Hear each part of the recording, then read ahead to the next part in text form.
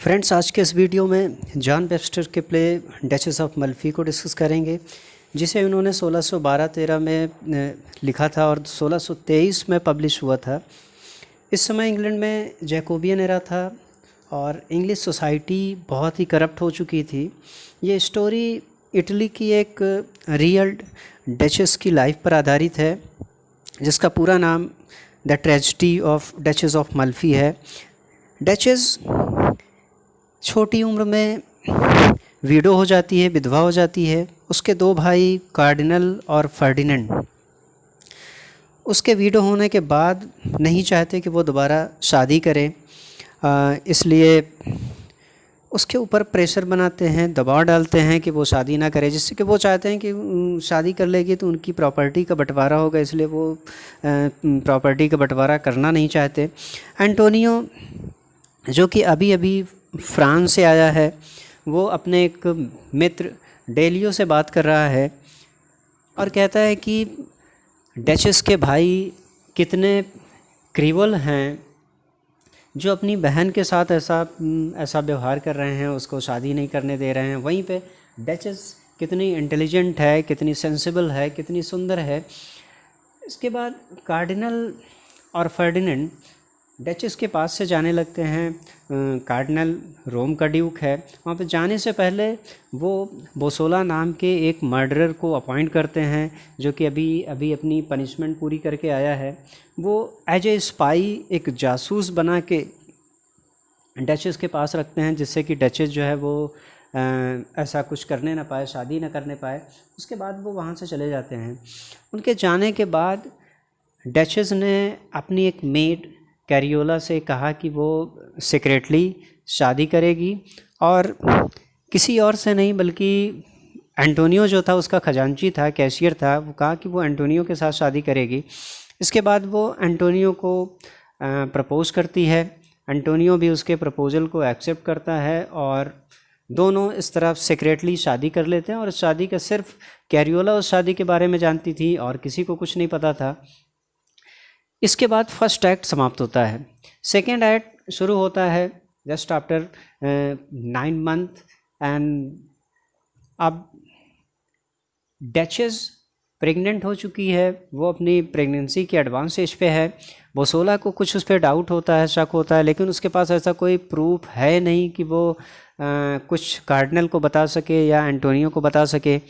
तो अब जैसा कि बोसोला बहुत ही चालाक आदमी था, उसने डचेस को एप्रिकॉट नाम का एक फल खाने के लिए देता है, जैसा कि उस फल को खाने से प्रेगनेंसी के बारे में पता लगाया जा सकता है। उसको खाने के लिए देता है।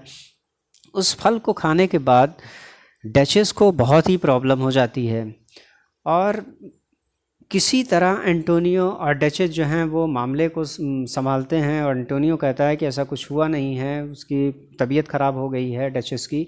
किसी तरह मैटर को सॉल्व कर लेते हैं। उसके बाद एंटोनियो डचेस से कहता है कि बोसोला से कहता है कि तुमने उस फल में पॉइज़न तो नहीं लगाया था, उसकी वजह से उसकी तबीयत ख़राब हुई। तो बोसोला ने कहा कि आप कैसी बात करते हैं, मैं अपनी डचेस को क्यों पॉइज़न दूंगा। दोनों में काफ़ी बहस होती है, हॉट डिस्कशन होता है। उसके बाद एंटोनियो वहाँ से जाने लगता है तो उसके हाथ से एक पेपर गिर जाता है और ऐसा बोसोला को लगा कि कुछ उसके हाथ से गिरा। तो जब बोसोला ने उसे उठा के देखा तो वो एक पेपर था और वो बल्कि एंटोनियो के बच्चे का हॉरोस्कोप था। अब उस हॉरोस्कोप को देखने के बाद जो है उसका शक जो था वो बिल्कुल कंफर्म हो गया और उसने एक लेटर लिखा और उस हॉरोस्कोप को उस लेटर में रख के भेजा और कार्डिनल को बताया, फर्डिनेंड को, कि आपकी बहन जो है यहाँ पे ऐसा ऐसा कर रही है। फर्डिनेंड बहुत ही गुस्सा होता है अब, लेकिन कार्डिनल उसको समझाता है कि हमें जोश में कोई काम नहीं करना, पहले हमें ये पता लगाना चाहिए कि आखिर वो है कौन जिसने ऐसा किया है। तो कार्डिनल जो है वो फर्डिनेंड को काफ़ी समझाता है। तो यहाँ पे ये सेकेंड एक्ट ख़त्म होता है। थर्ड एक्ट जब शुरू होता है 2-3 साल के बाद का टाइम है। अब डचेस 2 और बच्चों को जन्म दे चुकी है। एंटोनियो के 3 बच्चे हैं। बोसोला सारी बात को जासूसी करके सारी चीज़ें कार्डिनल और एंटोनियो को बताता रहता है। एंटोनियो आता है डचेस से मिलने के लिए, और डचेस को ऐसा लगता है कि एंटोनियो को, फर्डिनेंड को कुछ भी पता नहीं है। फर्डिनेंड उससे सामने एक शादी का प्रपोजल रखता है कि मैं तुम्हारी शादी करना चाहता हूँ, लेकिन डचेस कहती है कि वो शादी नहीं कर सकती। उसने सारी बातें बता दी कि उसके बच्चे हैं और वो शादी कर चुकी है। फर्डिनेंड बहुत ही गुस्सा होता है और गुस्से में उसे एक डैगर देता है कि तुम्हें अपने आप को स्टैब कर लेना चाहिए, तुमने पूरी फैमिली के रेपुटेशन को, ऑनर को ख़त्म कर दिया। बहुत ही गुस्से में वो वहाँ से चला जाता है। उसके जाने के बाद डचेस थोड़ा रिलैक्स होती है। उसको लगा कि मुसीबत जो है वो टल गई है, फर्डिनेंड को कुछ भी नहीं पता है। लेकिन वो एंटोनियो आता है और एंटोनियो से वो सारी बात बताती है कि ऐसा ऐसा उसने डैगर दिया, ऐसा ऐसा कहा। एंटोनियो भी गुस्सा होता है कि तुमने ऐसा क्यों नहीं उसी डैगर से उसको मार दिया।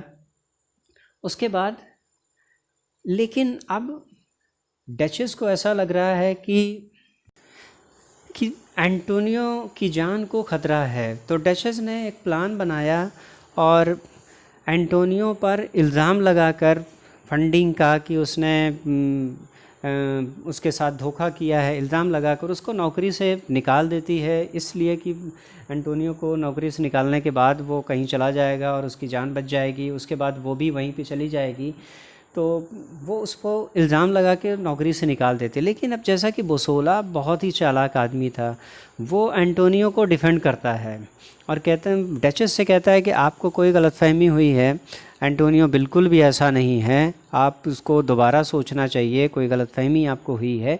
अब डचेस को लगता है कि ये उसकी सिंपैथी को देखकर वो अपने सारे राज को, सारे सीक्रेट को बोसोला को बता देती है कि उसका क्या प्लान है। उसने बताया कि वो यहाँ से जाना चाहती है, दोनों एक सुकून की ज़िंदगी जो है वो जीना चाहते हैं। सारा सीक्रेट वो बोसोला को बता देती है। अब बोसोला ये सारी बातें फर्डिनेंड और कार्डिनल को बता देता है। फर्डिनेंड बहुत ही गुस्सा होता है और वो बहुत ही प्यार से एंटोनियो को बुलवाता है, लेकिन एंटोनियो को लगा कि ये उसका ट्रैप है, इसलिए एंटोनियो उसके पास गया नहीं, और बल्कि वो अपने एक बड़े लड़के को लेकर वहाँ से मिलान चला जाता है। डचेस को छोड़कर अपनी जान बचाने के लिए डचेस उसको भेज देती है उसको बचाने के लिए। उसके बाद फर्डिनेंड आता है। फर्डिनेंड बोसोला डचेस के चैम्बर में आता है और एक मरे हुए आदमी का एक कटा हुआ हाथ था। रात में आता है, जैसा कि उसने कसम खाई थी कि वो कभी उसका चेहरा नहीं देखेगा, तो रात में आता है और उससे हाथ मिलाता है। उस हाथ को देखकर डचेस बहुत ही डर जाती है। और इतना ही नहीं, फर्डिनेंड कुछ पागलों को उसके आसपास छोड़ देता है उसको टॉर्चर करने के लिए, कि वो ठीक से सो ना सके, उसको ज़्यादा से ज़्यादा टॉर्चर करने के लिए। ये चीज़ देख के बोसोला को अच्छा नहीं लगता उसके टॉर्चर को देख के। लेकिन फिर बाद में बोसोला जो है वो भेस बदल के आता है और डचेस से कहता है कि मैं तुम्हारी कब्र बनाने के लिए आया हूँ यहाँ पे।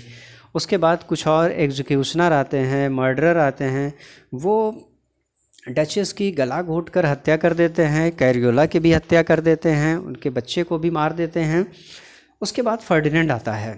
फर्डिनेंड जैसे ही चैम्बर में आता है, वो पड़ी हुई लाश को देखकर, डचेस की लाश को देखकर वो बिल्कुल जैसे पागल हो जाता है, बर्दाश्त नहीं कर पाता, पागलों जैसा व्यवहार करने लगता है और बोसोला को ब्लेम करता है कि तुमने क्यों डचेस की हत्या की। मान लो अगर मैं पागल हो गया तो तुमने मेरी बात को क्यों एक्सेप्ट किया, मेरे आदेश को क्यों माना। उसको वो ब्लेम करता है, गुस्सा करता है। अब बोसोला जो है वो फर्डिनेंड से अपना इनाम मांगता है कि मैंने अपना काम पूरा किया, अब आप मेरा इनाम दीजिए। तो फर्डिनेंड उसको कुछ भी नहीं देता है, कुछ भी देने से मना कर देता है। बोसोला बहुत गुस्सा होता है और वो डचेस के पास जाता है जिसकी अभी सांस चल रही थी, और वो उसको बताता है कि एंटोनियो अभी मरा नहीं है, तुम्हारे बेटे की भी हत्या नहीं हुई है।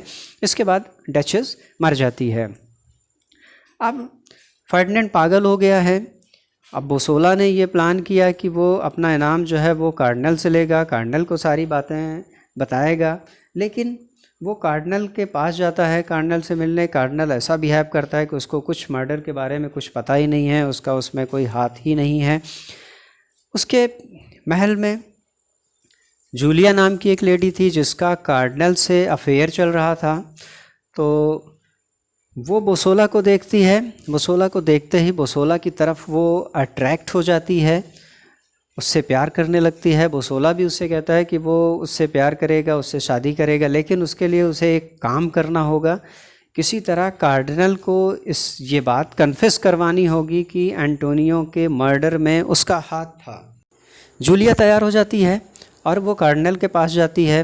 कार्डिनल उससे बाइबल पे किस करने के लिए कहता है। वो बाइबल को किस करती है, लेकिन उसके बाइबल पे पॉइजन लगा हुआ होता है और जैसे ही वो किस करती है जूलिया की डेथ हो जाती है। अब बोसोला बहुत ही और ज़्यादा गुस्सा हो जाता है कार्डिनल पर और वो कार्डिनल को ढूंढ रहा होता है तलवार लिए हुए। इधर एंटोनियो और डेलियो, एंटोनियो ने ये प्लान किया कि वो कार्डिनल को सारी बातें बता देगा। इस तरह इस जीवन से अच्छा है कि वो सारी चीज़ें उसको बता दे, शायद वो मान जाए। और ये सोचकर वो उसके महल की तरफ आता है, महल में एंटर करता है।